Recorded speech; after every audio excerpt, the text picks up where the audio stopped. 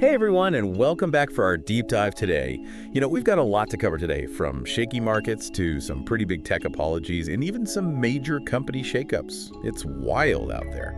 So let's unpack what's really going on and, more importantly, what it all means for you. Yeah, the news cycle definitely feels a bit like a roller coaster lately. It's easy to get caught up in the daily headlines and miss the bigger picture. But don't worry, we're here to help you connect the dots. Exactly. So let's jump right in, shall we? China's back in action today after their holiday, and, well, their markets took us on a bit of a ride. Big jump initially, then kind of took a dip. What happened there? Well, investors were really hoping for some kind of major stimulus announcement, something to boost things. When that didn't materialize, it kind of threw a wrench in things. Sparked a bit of what we call risk-off sentiment globally. Risk-off? Basically, investors get a little skittish, pull back from riskier assets, especially anything too closely tied to, you guessed it, China's growth. So that ripple effect we're seeing. What's that mean for, say, European markets? They feeling the heat too? Oh, definitely feeling it, especially sectors that rely heavily on Chinese demand. Like mining, luxury goods, those types of industries. It really goes to show how interconnected everything is, the global economy. What happens in one corner affects everyone. Right, even oil prices, which have been all over the place lately with the tensions in the Middle East. Even oil dipped a bit on that China news. So is this just a temporary blip, or is this a bad omen? What do you think? It's definitely something to keep an eye on. Yeah. And it really feeds into that big question everyone's asking, right? Are we heading for a recession? And look, no one has a crystal ball, but this hesitation from China, it adds another layer of complexity to the whole situation. Makes the Federal Reserve's next move on interest rates even more critical. Speaking of critical moves, can we talk about Samsung's apology for a second? I mean, it's not every day you see a tech giant offering up a mea culpa like that. Seems they're admitting their chip delays gave their rival SK hynix a real leg up. So what's the real story here? Why is Samsung suddenly doing the whole walk of shame? It really underscores the kind of pressure Samsung's under right now. SK hynix is catching up, closing that technology gap in the memory chip market, and Samsung knows it. This apology, it's a sign they're feeling the heat. We could be looking at a major power shift in the tech world. And speaking of power shifts, did you catch the news about NVIDIA and Foxconn building a massive chip factory in Mexico? Looks like everyone's scrambling for a piece of that super chip pie. Absolutely, and it's a brilliant move on NVIDIA's part. While Samsung's playing catch-up, NVIDIA is strategically positioning themselves to dominate the future of super chips. This just goes to show how quickly things change in the tech world. Blink, and you'll miss it. It's fascinating how one industry can be dealing with cutthroat competition and potential disruption all at the same time. But let's switch gears for a sec.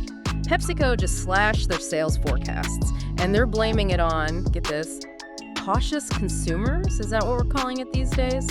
So is this a sign those recession fears are hitting Main Street? What do you make of this? It's definitely something to consider. PepsiCo's not alone here. We're seeing a lot of companies getting nervous about consumer spending, especially with all the economic uncertainty, inflation still rearing its ugly head, and those rising interest rates we talked about earlier. It makes you wonder, are these cautious consumers onto something? Are they the canaries in the coal mine here? Yeah, it's like everyone's walking on eggshells these days.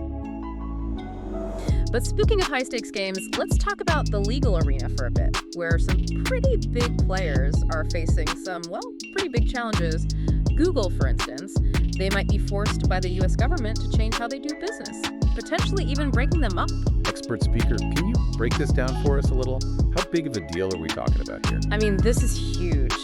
This case has the potential to completely reshape the internet as we know it. We're talking about the Department of Justice taking on Google, trying to make online search more competitive. It's a real David versus Goliath situation playing out on a global scale. So it's not just about search results, right? This is about the power Google has, the influence they have in this digital age. Exactly. And what's interesting? In the middle of all this legal drama, Google announces this huge partnership with Vodafone, to bring AI to even more users. So is this strategic on Google's part? Are they trying to flex a little, show everyone what they bring to the table while they're staring down the barrel of a potential breakup? It's a good question. It could be a very strategic move, showcasing their innovation, their reach, all in an effort to maybe sway some opinions, both public and regulatory. It's high-stakes chess, for sure. But let's switch gears from the digital world to the skies. Boeing, they're still dealing with that strike. 33,000 workers walking the picket line, all demanding a pretty hefty raise. So what do you think? What are the chances they get it? And what's this whole thing going to do to Boeing's bottom line? It's a tough spot for Boeing, I'll tell you that. They need to build those planes, and this strike's already causing some major disruptions. But if they give in to the union's demands, well, that sets a precedent, doesn't it? Not just for future negotiations within Boeing, but for other industries facing similar pressure. And haven't we seen that pressure playing out already? PepsiCo cutting their forecasts, Samsung struggling to keep up in the chip market. I mean, are these all just symptoms of this larger economic anxiety that's in the air? You're right on the money there. These stories, they may seem disconnected at first glance, but they're all intertwined. Companies across the board are dealing with rising costs, labor shortages, and of course that looming fear of a recession. Nobody wants to say it out loud, but it's there. It really drives home the point that you got to look beyond the headlines, connect those dots to see the whole picture. Now let's turn our attention to Big Pharma for a minute. Remember that whole shortage of weight loss drugs? Well, the FDA just made things even more complicated. They sure did. They removed Eli Lilly's tirzepatide, sold as Mounjaro for diabetes, Wegovy for weight loss.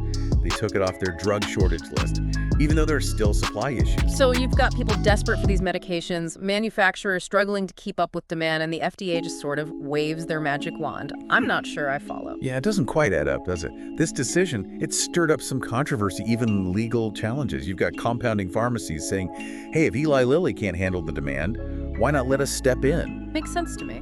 If there's a need and the big guys can't deliver, why not let others fill the void?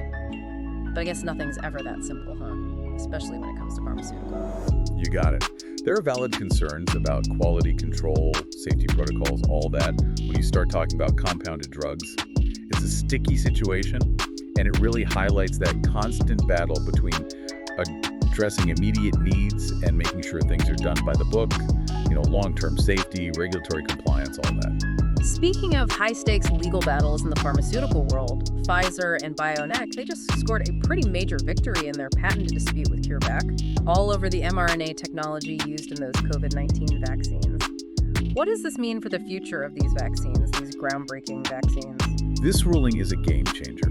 By essentially tossing out 2 of CureVac's patents, the UK High Court has potentially opened the door for a wave of innovation and competition in the world of mRNA vaccines. So it's bigger than just one company winning, another one losing.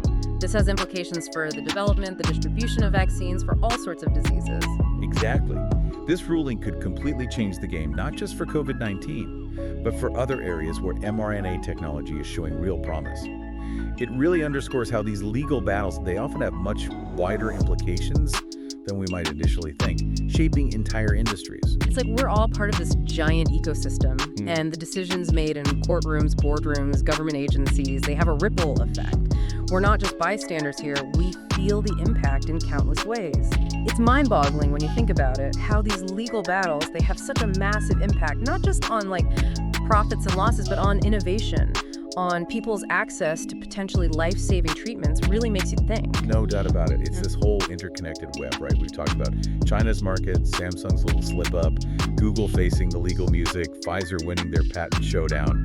It might seem like separate events, but they all tie together, paint a picture of what's happening in the world, the forces at play. Exactly, and that's what we try to do here, right? Connect those dots, help everyone see the bigger picture. So, as we wrap up today's deep dive, any final thoughts for our listeners out there, things they should be keeping in mind as they navigate this crazy world?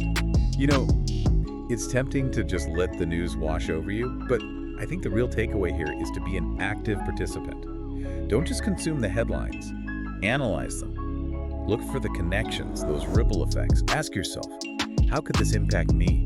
My job, my investments, my life. It's about being proactive, right? Anticipating those dominoes before they fall. Exactly. The more aware you are of the big picture, the better equipped you'll be to make smart decisions, navigate the complexity of the world around you. Couldn't have said it better myself. It's all about connecting those dots, and we're here to help you do just that. We'll be back next time with another deep dive into the news that matters. Until then, stay informed, stay curious, and we'll see you all soon.